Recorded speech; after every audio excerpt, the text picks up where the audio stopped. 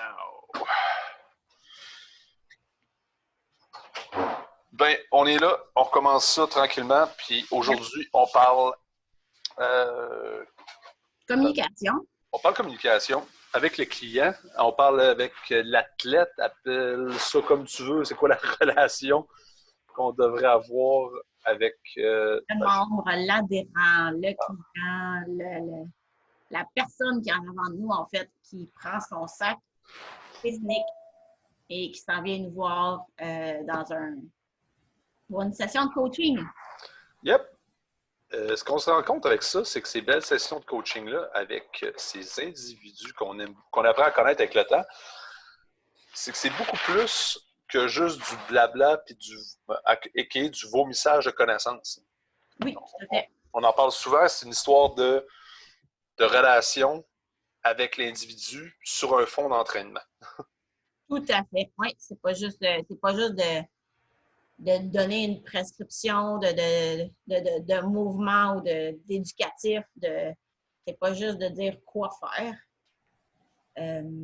C'est beaucoup aussi d'adresser selon la personne parce que, en fait, tout là vient d'un beau livre qu'on est en train de lire tous les deux, Conscious Coaching de Brett Bartholomew, qui est un strength and conditioning coach aux États-Unis.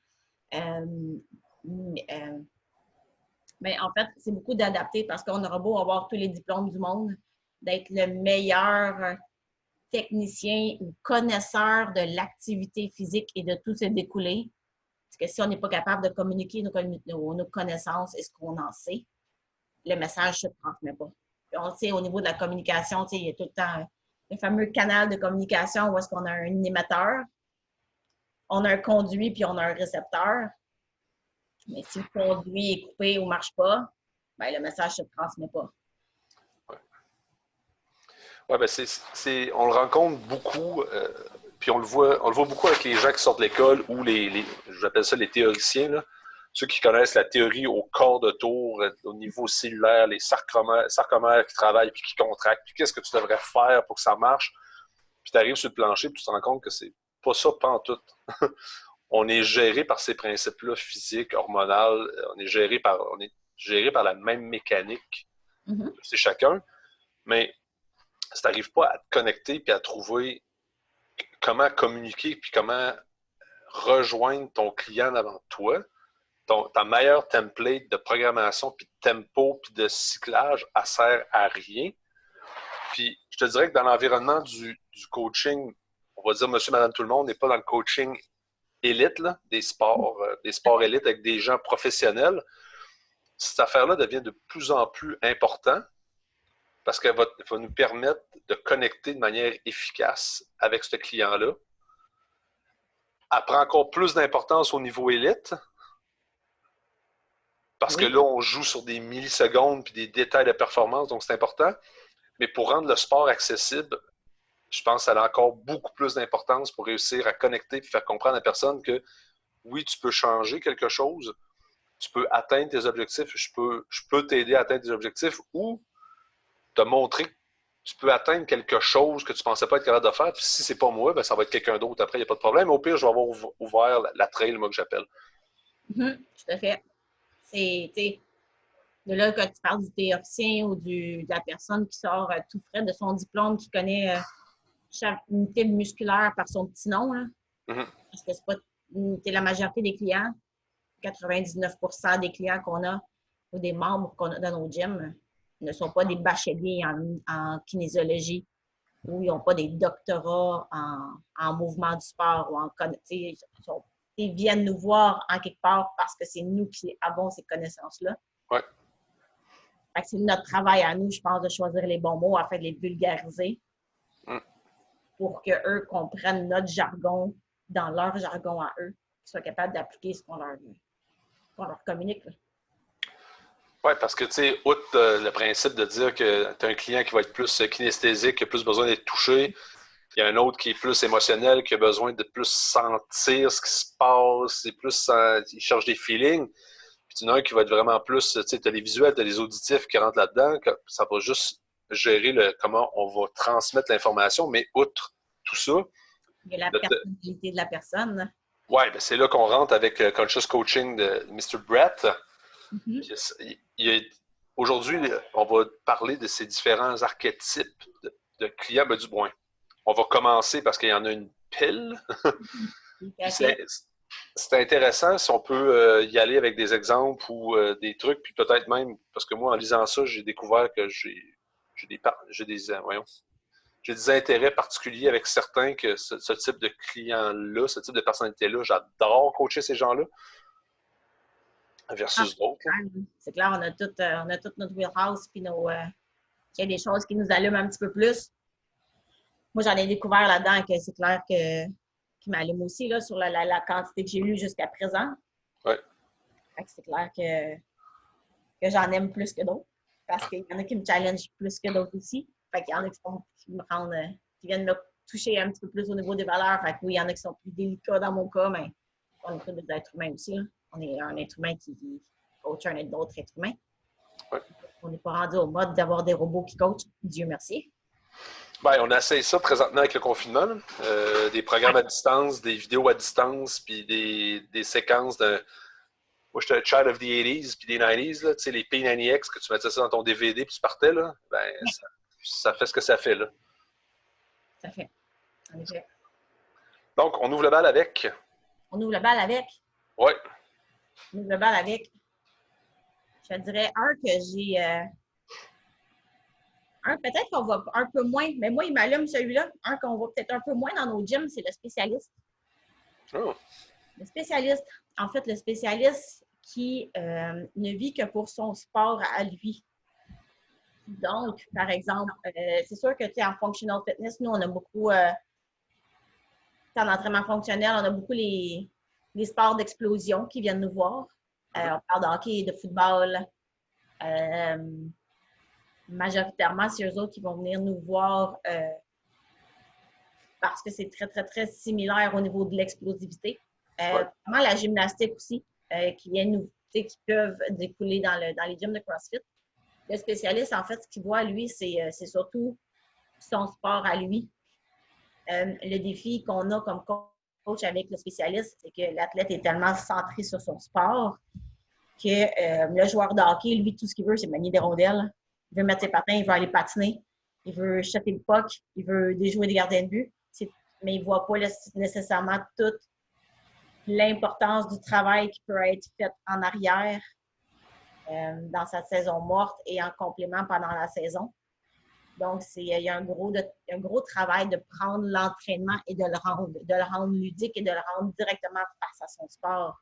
Donc, c'est de prendre, par exemple, l'explosion ou un simple box jump, par exemple, pour le joueur de hockey, de prendre le box jump et de le rendre dans un jargon qui peut être compris par le joueur de hockey dans le fond de ce box jump-là.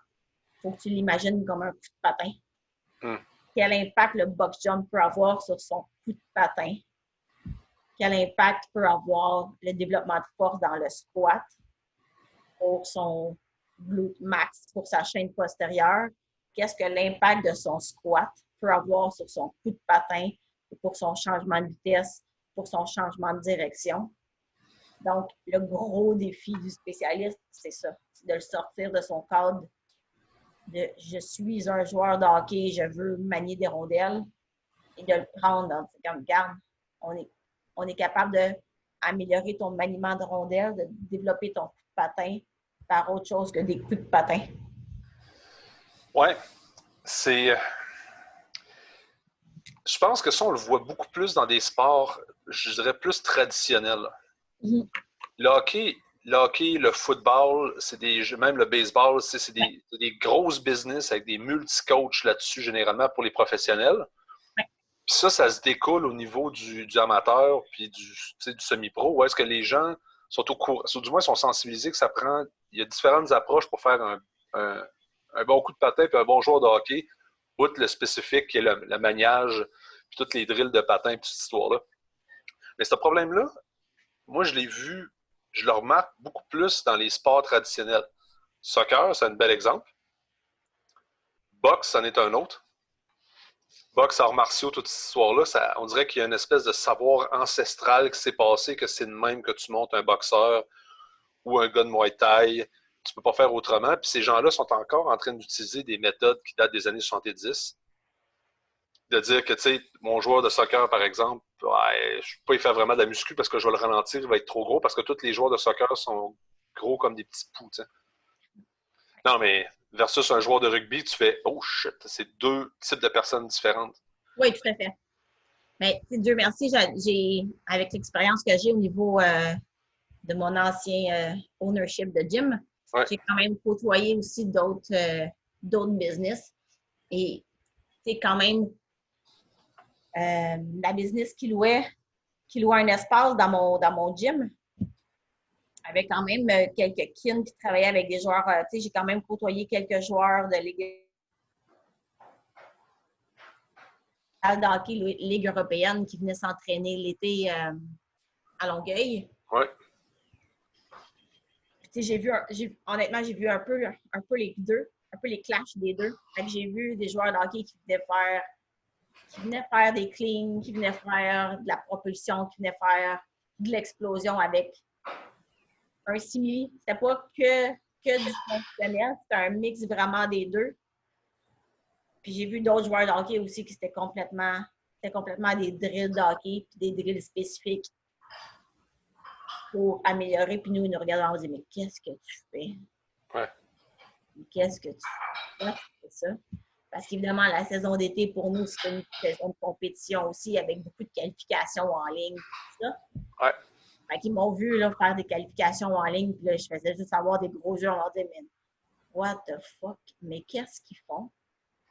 C'est sûr que les qualifs en ligne, nécessairement, qu'est-ce qui est représentatif de ce qu'on fait au jour le jour. Mais quand même, c'est intéressant de voir leur réaction à qu'est-ce que nous on fait versus qu'est-ce qu'eux ont fait. Puis j'ai quand même bien apprécié cette relation-là que j'ai eue avec cette business-là. J'ai même eu un jeune, 13-14 ans, qui a commencé avec eux, puis là, qui nous voyait, nous, avec notre intensité, puis nos différents mouvements aussi qu'on faisait à chaque jour. Tu sais, ce petit bonhomme-là, c'était un espoir olympique au niveau du ski alpin. Wow. À un moment donné, ben, c'est un jeune qui est en pleine croissance, ou est-ce que pas très gros. Les skieurs ne sont pas très, très gros non plus. Ils ne sont pas très massifs. Mais c'est un jeune qui est en pleine croissance et à cause des virements au niveau du ski, il commence à avoir déjà des problèmes de genoux à l'âge de 13-14 ans. Ouais, ça va bien, là? Ça va pas bien, oui. Ça va bien, mais ça va pas bien en même temps. Il y a une belle carrière devant lui, mais déjà des problèmes de genoux à 14 ans. Là, ben, sa maman m'a approché et a dit tu peux-tu le prendre dans tes cours? Tu peux-tu. Fait que j'ai travaillé avec lui plus en privé, à développer toute la musculature au niveau de son genou, à développer une stabilité au niveau de son genou, stabilité au niveau de. J'étais partie au niveau de la cheville, déjà en bas aussi, parce qu'il était quand même très. Là, il n'était pas très gros. Là. Ouais. Travaillé beaucoup au niveau de la stabilité de la cheville, beaucoup de l'unilatéral, même s'il travaille sur les deux jambes en même temps. Mm-hmm. C'est comme un transfert de poids qui se fait au niveau des virages, fait que je faisais beaucoup d'unilatéral avec lui. Puis, en tout cas, j'ai eu des bons comebacks dans son début de saison. Dans son début de saison après cet été-là. Là. Fait que c'était tout le temps de. Là, on revient au spécialiste, mais c'est essayer de trouver la façon de. Pas de le sortir de son sport parce qu'on ne veut pas le dénaturer non plus, mais de prendre de ce qu'on fait en entraînement classique, entre guillemets classique, puis de lui démontrer l'impact que ça a sur ses mouvements que lui utilise dans son sport. Parce que ça, c'est le principal problème qu'on rencontre avec le spécialiste par défaut, parce que le spécialiste est tellement focusé, il a tellement son regard, ses œillères sont tellement limités à son sport, oui. Que pour des gens pas habitués, le transfert de certains mouvements vers le sport, c'est pas compris. T'sais, je donne toujours l'exemple de je vais faire du shadow boxing avec des poids de 5 livres, comme ça, quand je vais les enlever, je vais être plus rapide. C'est un ramassis de marde. C'est un ramassis de marde. Et pourtant, on en voit. C'est encore courant. Là. Ah, shadow boxing. Tu fais non. C'est pas de même que ça marche. Le développement de puissance, c'est pas comme ça que ça se fait. Il faut que tu sois... Donc, c'est toute la hiérarchie. C'est là que les connaissances d'un coach qu'on parlait au départ, qui est plus technicien, ça devient intéressant, mais il faut qu'il réussisse à bâtir son lien de confiance avec le technicien. Le technicien dans son sport, puis de bâtir son lien de confiance, puis de le bâtir, puis d'y montrer le transversal qu'il peut aller chercher ailleurs. Puis l'exemple que Brett donne dans son livre est excellent, là. Il parle d'un joueur de la NBA, que lui, tout ce qu'il veut, c'est lancer des balles, travailler son jeu de pied, travailler son explosion. Ouais. Il essaye de dunker, juste pour améliorer son dunk. Ouais. Là, ben, le travail que le coach a fait avec ce joueur de la NBA-là, c'est qu'au lieu de dire viens, on va travailler, viens, on va faire des cleans, viens, on va faire du box jump, viens, on va faire des cleans, dit viens, on va travailler ton explosion pour améliorer ton dunk. Ouais. Fait qu'il a changé son vocabulaire pour que, au lieu de faire de l'épaulé ou des sauts sur des boîtes ou des wall balls ou peu importe, il a transféré ça dans un jargon que ouais, on peut améliorer mon dunk avec ça. Ouais. OK. Cool. Fait que c'est comme ça qu'il a réussi à aller chercher à sortir un peu le jeu de balle du joueur de la NBA ouais. pour l'amener à faire de la barbell puis de la boîte pour travailler. Fait que, dans le fond, le joueur de la NBA ne venait pas faire des cleans, il venait travailler son explosion pour son dunk. Fait que c'est comme ça qu'il a viré un peu la situation, qu'il est allé l'accrocher. Puis qu'au lieu que le joueur de la NBA vienne de reculons avec la queue entre les deux pattes, de je vais m'entraîner en musculation, c'est bla. Oups, ouais. Là, on a comme changé la switch de côté. Puis on a sorti on a sorti un petit peu le spécialiste de son court de basket. On l'a amené dans un contexte de gymnase. Mais il venait quand même travailler son basket pareil. Il venait travailler son dunk ouais. dans un gymnase avec des barbells, avec des boîtes, avec des dumbbells, avec des poids. Mais dans sa tête à lui, il travaillait son dunk pareil. Oui, c'est ça, parce que si quelqu'un qui nous écoute présentement se reconnaît comme étant un spécialiste pour qui son sport doit seulement s'apprendre par son sport, la seule chose que je peux inviter, c'est de s'ouvrir dans la littérature moderne un peu si tu vas lire, parce que si ta source c'est toujours pas de remettre en question ton coach, mais de te permettre de te poser des questions pour te challenger dans le pire des cas, parce que ça se peut que ton coach ou ta source d'information présentement n'est plus en pointe. Parce que, même nous autres, l'entraînement, le monde de l'entraînement bouge tellement, tellement, tellement. Moi, ce que je faisais il y a 10 ans, comparé à comment j'opère maintenant, c'est deux mondes. Là. Parce que la connaissance augmente, la technologie, on apprend des affaires, il y a des systèmes qui s'unifient avec d'autres choses, il y a des liens qui se connectent, tu fais OK, on peut réussir à faire ça. Les sciences connexes à l'entraînement évoluent aussi. Là. On n'a pas le choix de s'adapter. Là. Le corps humain, les connaissances du corps humain évoluent aussi. Là. Donc, on n'a pas le choix de... On doit se tenir à jour semaine après semaine. Oui. Même pas en termes d'années, c'est semaine après semaine. Ah non, c'est quelque chose de nouveau qui sort, une nouvelle étude qui sort. C'est hallucinant. Là. C'est dur. C'est dur. C'est un job temps plein de se tenir à jour. Oui. Du moins d'avoir une idée, un brouillon général de ce qui est en train de s'opérer. Là, parce que, c'est de dire, OK, ça m'intéresse, j'ai une idée, mais j'ai pas le temps d'aller jouer là parce que le degré de connaissance que je devrais avoir pour maîtriser ce sujet-là, je peux pas maîtriser tout, là, ça n'a pas de sens. Oui.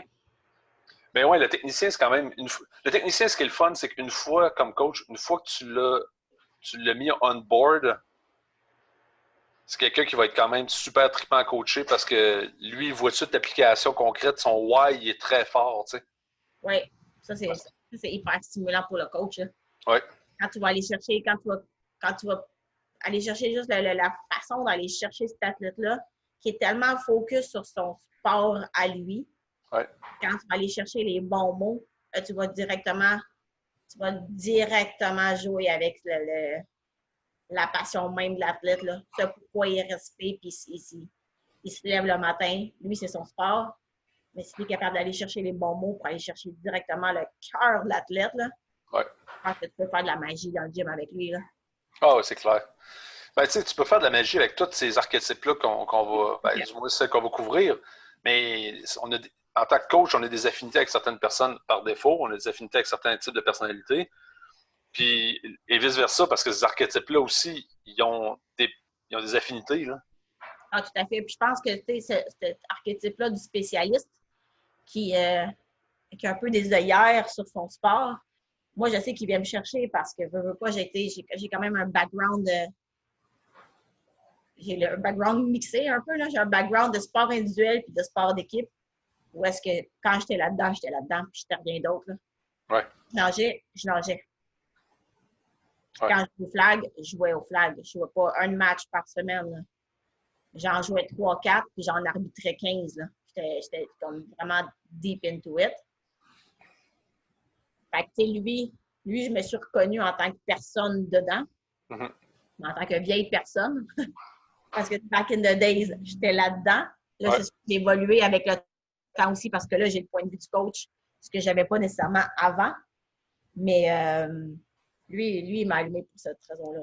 Je me suis reconnue comme personne dedans. Fait que je pense que, qu'est-ce qui m'allume dans cette. Comme je veux pas, je me reconnais dans l'athlète. Fait que c'est venu me chercher comme coach aussi, là. Ah, c'est clair. Tu as des affinités parce que tu te reconnais 100% là-dedans, là. Ouais. Good. Le technicien, qu'est-ce qu'on a d'autre? Ben, le technicien et le spécialiste, c'est deux choses différentes, hein? Oui, c'est vrai. Le technicien. Ah oui, le technicien. Le technicien, c'est le pourquoi que mon orteil doit être à 45 degrés. Ça, c'est le picosseux de premier ordre, là. Ouais. Celui qui s'enfarge dans les fleurs du tapis. Le trop over détail Ouais. qui veut probablement souvent aussi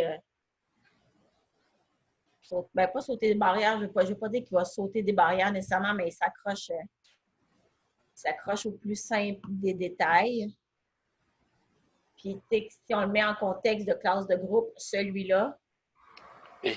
il est le fun. Il est super le fun parce que tu sais qu'il est comme over-intéressé. Ouais. Mais il tire du jus en tas. Ouais. Tellement dans les détails. Il est hyper, tu sais, je pense que c'est quelqu'un, je pense que c'est le genre de personnalité qui est le fun à avoir en cours privé. Parce que là, tu peux aller chercher profondément avec lui, tu peux discuter puis aller chercher le pourquoi du comment, puis là, ben, tel exercice. En contexte de cours de groupe, où est-ce qu'on a 15-16 personnes, il ne faut pas que tu aies 3-4 techniciens dans le même cours de groupe, là. Ouais, ça dépend à quel point. Le technicien, comme tu dis, il peut être très valorisant parce que lui, il boit tes paroles puis il est à la recherche de tous les petits tips qui peuvent lui permettre d'optimiser sa séquence. Toutes les connaissances du monde, il les veut, là. Il les veut, mais le problème moi, que je rencontre puis que j'ai vu au fil du temps, c'est que ces gens-là sont tellement à la recherche du cue ultime qui va permettre de débarrer quelque chose qu'en réalité, c'est en dedans d'eux autres que la solution réside. Parce que c'est l'acceptation que ça ne peut pas jamais être 100% parfait. Qu'à un moment donné, 80%, c'est assez. Oui, mais en fait, 80 c'est assez pour avancer, là. Oui. C'est clair que oui, c'est assez pour avancer. Je pense que souvent aussi, tu sais, le technicien, je ne sais pas jusqu'à quel point, mais tu sais, on atteint tous des plateaux à un moment donné. C'est comme pas le choix de backer off 3-4 pas, analyser un peu ce qu'on fait pour pouvoir ramper up après. Ouais. Je ne sais pas si il rentre là-dedans. As-tu l'impression que le technicien, il est tellement sur ses stats qu'il n'est pas connecté sur ses émotions? Probablement que oui. Ça, c'en est un où est-ce que, tu sais, on travaille beaucoup avec des chiffres, avec des pourcentages, avec des. Tu sais, avec des. Dans le temps, là, si je me rappelle bien, dans le temps où est-ce qu'on traquait tout. Où est-ce que le pourcentage était là, le nombre de reps que tu faisais combien de fois, combien de temps, puis que, bien juste si on ne prenait pas notre heart rate pour être sûr où est-ce qu'on était, puis, on allait chercher loin au niveau du tracking. Oui. Et oui, des fois, on peut avoir oublié le feeling. Parce qu'en même temps, ton clean, il peut ne pas être 100%. techniquement parfait, mais Colin qui file bien. Ouais. Bien. Ouais. Il n'est peut-être pas 100% parfait, mais tu t'es senti solide en dessous, là. Ouais. J'ai beaucoup l'impression que ça se connecte avec... C'est un clash. Le technicien, il y a une déconnexion entre son rationnel et son émotionnel.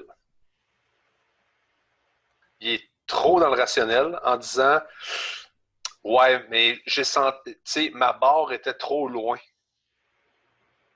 Ouais, mais c'est pas grave. Là. Vis avec, là. Tu sais, autant qu'il peut avoir... Il peut avoir senti... Il peut avoir une sensation, mais c'est sa tête qui prend le dessus pour toujours intellectualiser quelque chose. Ah, ben j'ai senti ma barre qui était loin, donc j'ai arrêté mon lift parce que je sais que je pourrais pas faire mon lift de même. Ouais, mais t'es dans le futur, mon gars. On n'est même pas sur le moment. Reste sur le moment présent. Finis ton lift. Finis-les avec... Si on parle d'altéro, par exemple. Finis-les avec toute l'intention que tu as donnée. Puis on va voir ce que ça nous amène. Ça va peut-être débarrer une porte sur quelque chose. Oui, tout à fait. On en connaît de ça, hein? Ben oui. C'est vraiment ça que j'ai quelques comme pop-up de K-pop qui me pop dans la tête. Ben oui. Ben, tu sais, en même temps, ces gens-là, là, c'est des gens que j'apprécie beaucoup, mais c'est des gens qui, à un moment donné, quand je vois ça, je me projette dans la peau de mon prof du secondaire qui disait « Mais il y a tellement du potentiel s'il voudrait juste travailler. » Ou s'il voudrait faire X, Y, Z, parce que tu sais, t'es ado, puis tu sais, encore lycée pas mal. Là. Mais tu te rends compte, tu dis, tu sais, tu regardes quelqu'un, tu dis, ta technique est on point, t'es dedans, tout ça. Ce qui t'empêche de le faire, c'est ce qui se passe entre tes deux oreilles. C'est pas la technique.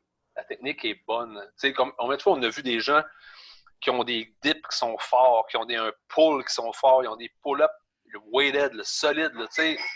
Ça s'amène là, la barre, man, au niveau du chest, puis sans problème. On les barre sur le muscle-up. Trop dans l'analyse du mouvement. Ouais. Écoute, essaye-le. Ouais. Il y a souvent, il y a beaucoup de personnes qui posent « Ouais, mais tu sais, là, il faut que je me place si je garde. » On va voir comment tu bouges, puis on va partir de là. Ouais. Essaye-le. C'est quoi le pire des cas qui arrive? Dans le pire des cas, c'est que tu le manques, puis c'est tout. C'est pas grave. Parce qu'avec ton essai manqué, on va pouvoir retirer des leçons, ajuster quelques trucs, puis on va pouvoir faire un autre pas en avant. Tu sais, un essai manqué, c'est pas un essai manqué, c'est pas perdu, là.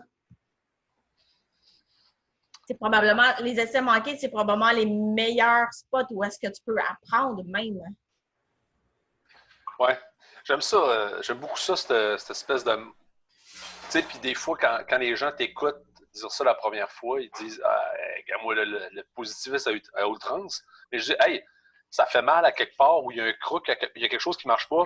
Nice. Ça veut dire qu'on va trouver qu'il y a un problème là. Ou il y a un problème qui génère ça. Donc, parfait, on peut l'attaquer. Si on ne l'aurait pas su, ben, on ne pourra jamais l'attaquer. Il va nous repogner par la bande sur une fastball en pensant que tout va bien, puis ça va nous rentrer d'en face. Puis oui, en parlant de ça avec des clients, des fois, les clients sont peut-être à être le positiviste au outrance, le grand, le calme-toi, là. Mais ça reste ça. Dans un développement d'athlète, de trouver des affaires qui ne marchent pas, de l'identifier, puis de réussir à trouver comment leur patcher. Oh shit, que c'est trippant à faire, là. J'ai eu des coachs aussi qui m'ont cerné peut-être, là, parce que j'ai probablement un petit côté technicien aussi. Je veux pas, par contre, je pense qu'on n'a comme pas le choix d'avoir un petit côté technicien, là, tant qu'il ne prend pas le dessus sur tout. Mais tu sais, les trois, je te dirais, sur 3 programmations individuelles, il y a 2 coachs qui m'ont clairement dit, même si tu ne finis pas ta série ou que tu manques ton lift, calcule-le dans ton set. Ah oui. On ne veut pas nécessairement, mettons, 5 fois 1 réussi. Ouais. 5 fois 1. Parce que chaque lift peut t'amener à quelque part, peut débloquer quelque chose. Mais le technicien, il s'accroche à « Oh, mais tu sais, il faut qu'il soit parfait, il faut qu'il soit beau. Ouais. » Non, est-ce que vous pensez que les haltérophiles sont 100% parfaits tout le temps? Même si c'est leur spécialité à eux? Jamais. Il en manque des barres. Pour la quantité de barres qu'ils lèvent, il en manque en tas, là. C'est que c'est là que c'est là que j'aime bien quand j'entends parler Pinot de ça, tu sais. Qui dit ouais, mais l'intention, c'est que tu serais supposé de lever 5 fois vraiment fucking lourd. A.k.a. un RM, c'est ça que ça veut dire pour nous autres. Ouais. Mais si c'est véritablement ton 1 RM, tu ne lèveras pas 5 fois. Non. C'est un barème de référence pour dire ça devrait être fucking lourd à toutes les fois, mais ça ne tient jamais en compte de comment tu files aujourd'hui. Oh oui. Ça, c'est une discussion que j'ai beaucoup avec des. Parce que, tu sais, là, avec le coaching à distance, les gens reçoivent le programming sur True Coach. Puis là, les gens se sentent comme vraiment obligés de faire le programme étape par étape par étape. Mais tu fais, oh, c'est pas une science exacte. Non. On n'est pas capable d'identifier, à moins de travailler vraiment en privé avec quelqu'un longtemps, de dire à un individu, ouais, mais toi, là, tu te développes mieux sur des 2 RM que des 3 RM. Mais si on ne l'a jamais essayé, on ne s'est jamais donné la chance, justement pour ce technicien-là, qui est tellement assis sur son cadre, qu'il doit respecter, puis sinon c'est un échec, il n'a pas fait entièrement ce qu'il devait faire, ben, tu passes à côté, je pense, d'une belle occasion d'apprendre à te connaître.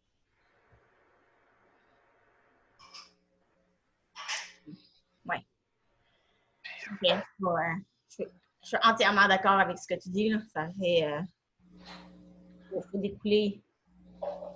Faut décrocher un peu du cadre strict et de la perfection à tout prix, du lift parfait, de la parfaite technique de butterfly, ou de pull-up, ou de chest to bar, ou de handstand push-up, name it, les mouvements qu'on fait, là, peu importe.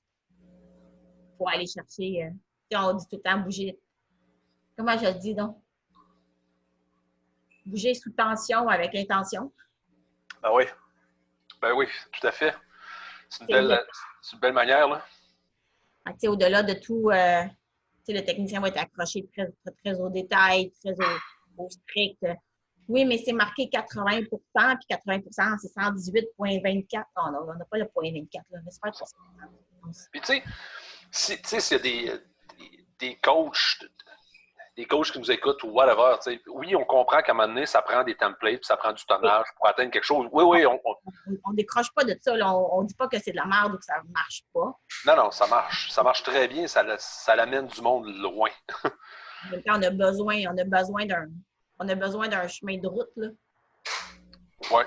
On a quand même besoin d'un programming, d'un track où est-ce que on a une idée globale de où est-ce qu'on va s'en aller, qu'est-ce qu'on veut développer, quelle capacité on va travailler dans le temps sur un cycle X, peu importe. Oui, ça, on en a besoin. On a besoin d'un guide. Là. Oui. C'est pas bon, là. Ben, c'est ça, les principes de stress et d'adaptation, on passe pas à côté de ça, là, on est là. Mais c'est sûr que ce qu'on parle là avec la vision, c'est qu'on a une vision plus monsieur, madame, tout le monde. Tout à fait. Puis que, cette relation-là que tu as découvert ton client à haut niveau sur quoi il se comporte, sur qu'est-ce qu'il a de besoin, tu l'as développé, puis ça fait genre 3 ans que tu es son coach de gymnastique. Tu sais que cette personne-là, quand il y a le temps de faire tel type de mouvement, elle angoisse parce que ça se rappelle quand tu étais petite, elle s'est plantée sa tête, puis elle a encore la chienne.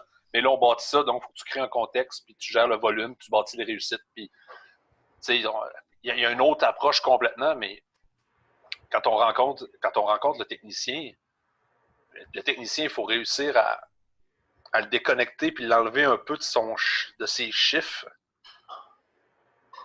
en disant, OK, attends, on va aller chercher de la qualité, mais la qualité, c'est redéfinir les barèmes de réussite. OK, je m'en vais dans quelque chose. Le cerveau, c'est une unité de prédiction. Mm-hmm.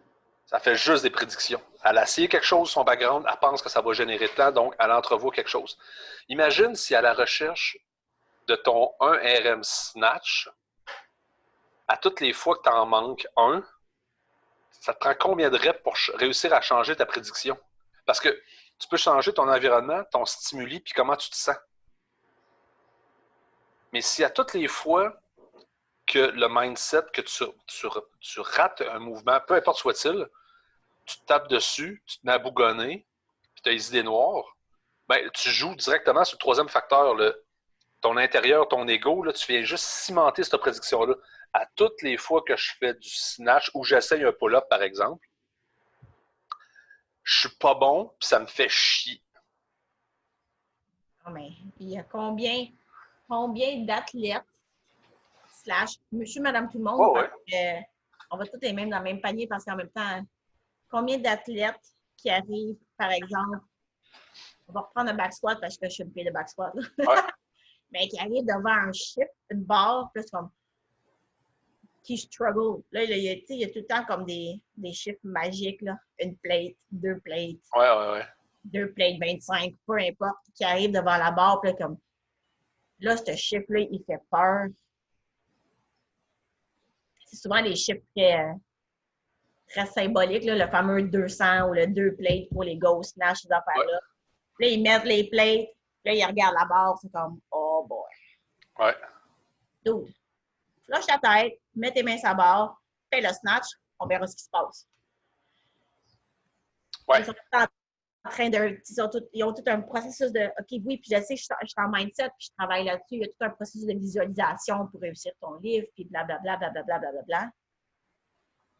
Mais des fois, on est tellement dans un cadre strict avec nos chiffres, avec nos prédictions, que le cerveau nous projette.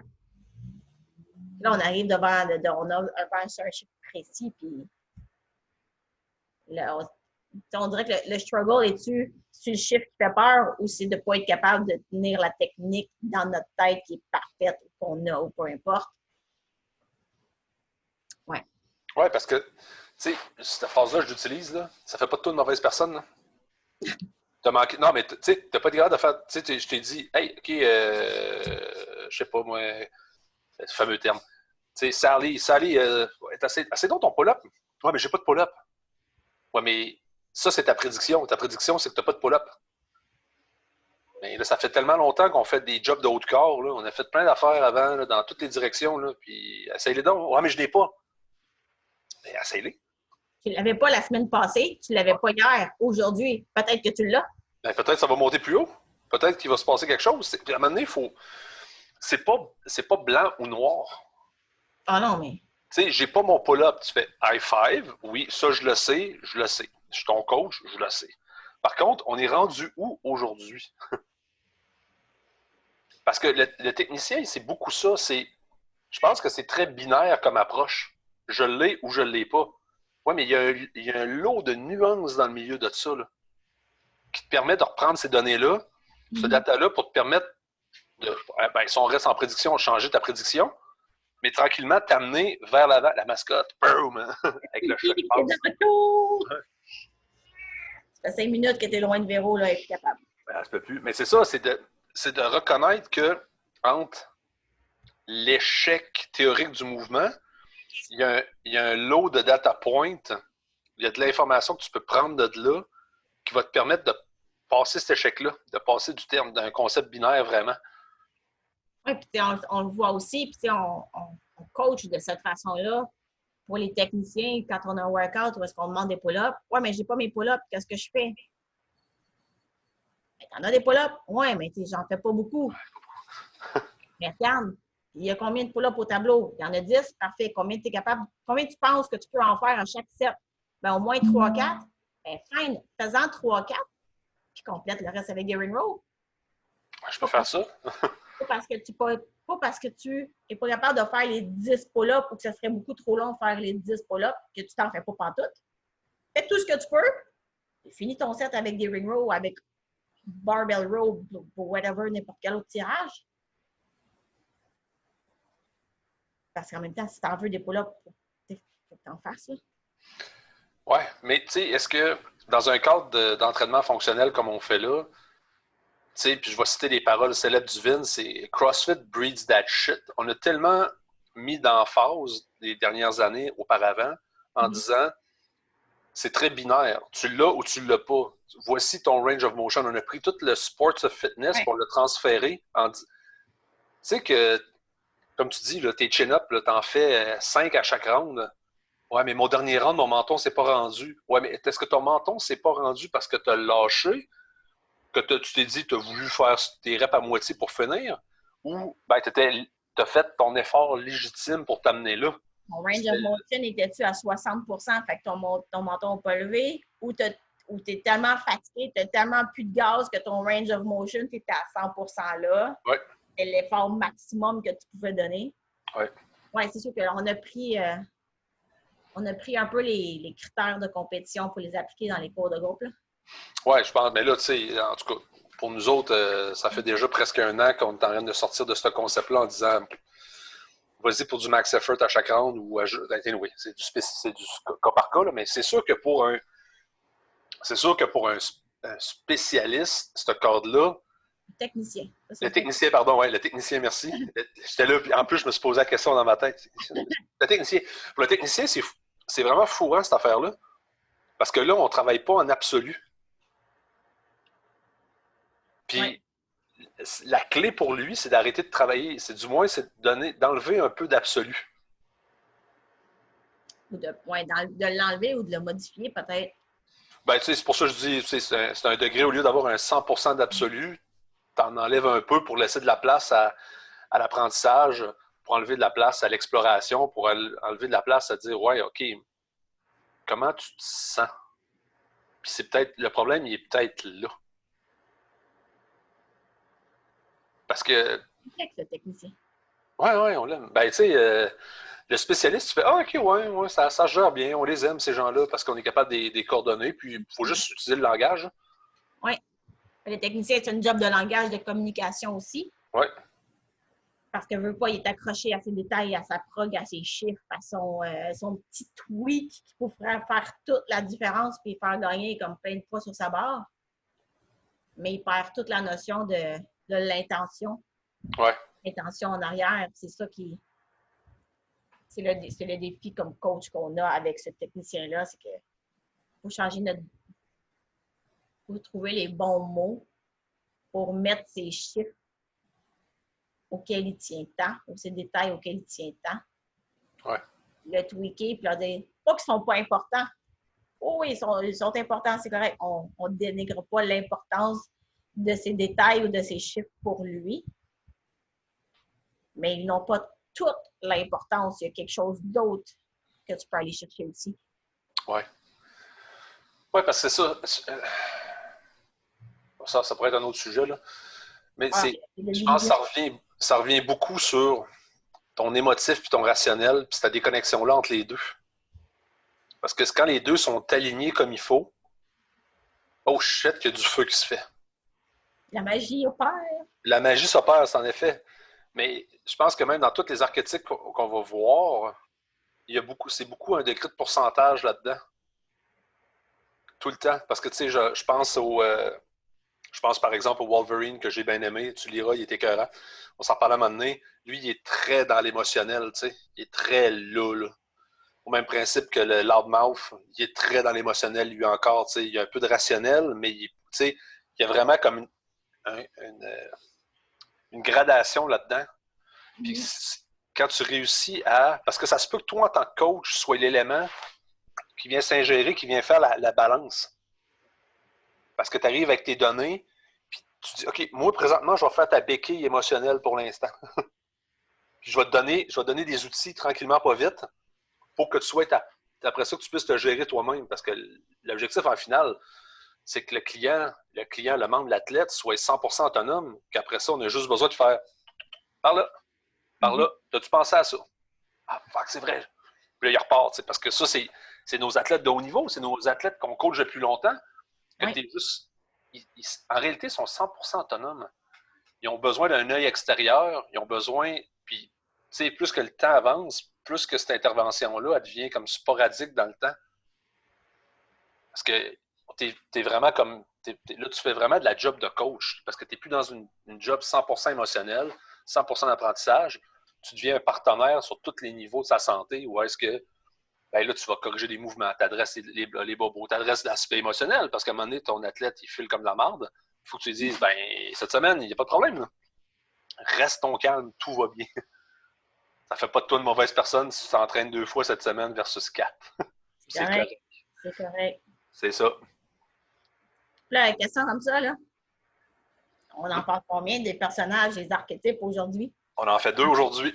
On Parce reste pas là. que là, ça va s'étirer. Je sais pas si c'est quelques semaines parce qu'il y en a quelques-uns dans le... Ouais, ben, je pense que c'est 2 sujets. On avait le spécialiste, on avait notre technicien. C'est vraiment, c'est du monde très mental, selon moi, Oui. à la base. Donc, ça rappe beaucoup pour ça aujourd'hui. L'idée des faire plus court, ça devient facile, je pense, pour tout le monde, là. Oui. On va rapper ça avec ces 2-là. Puis la semaine prochaine, on attaque 2 autres. Oui, on s'est donné tout de suite. Ouais, on peut se les donner. On est quoi sur quoi la semaine prochaine? On pourrait, ben, tu sais, là, on a fait comme 2 des 4 premiers. On pourrait faire les 2 autres, The Royal et The Soldier. Ah, ouais, ils sont le fun. Le Royal et le Soldier, ouais, c'est le fun, ce Soldier, moi, ça me parle. Oui, on sait pourquoi ça te parle. Ça me Donc, parle. on va aller vous parler du... Oui, là, on a les termes anglophones, là, malheureusement, parce qu'on lit en anglais de ce temps-là. Ben, le Royal, c'est la royauté. On les a tous vus, ces gens-là. Là. La petite princesse, là, Ouais. Ouais. On les voit rentrer dans des gyms, ces gens-là. On sait exactement de qui qu'on parle. le duc vient de rentrer dans la place. Exactement. Le grand duc. Yes. Et le soldat, il prend Donc, là-dessus, guys, si vous avez aimé, s'il vous plaît, partagez. Vous avez accès à Spotify, Anchor, Apple Music. Tout est là-dessus, ce podcast-là. Partagez, commentez, envoyez-nous promener si c'est vraiment de la merde. Donnez-nous du feedback. Anyway, on voit que vous les écoutez. Donc, c'est ça qui est intéressant pour nous autres. Sinon, aussi, puis à la limite, des sujets que vous voulez qu'on aborde, let's go for it. Ouais. Puis le but, bien évidemment, de tout ça, c'est pas trop de se prendre au sérieux. C'est plus de... C'est un brainstorming de vie de coach et comment ça peut vous affecter, vous autres, puis qu'est-ce que vous pouvez tirer de tout ça. Donc, merci pour l'écoute, puis on se reparle la semaine prochaine. À la semaine prochaine, Matt. Yes, salut! Bye!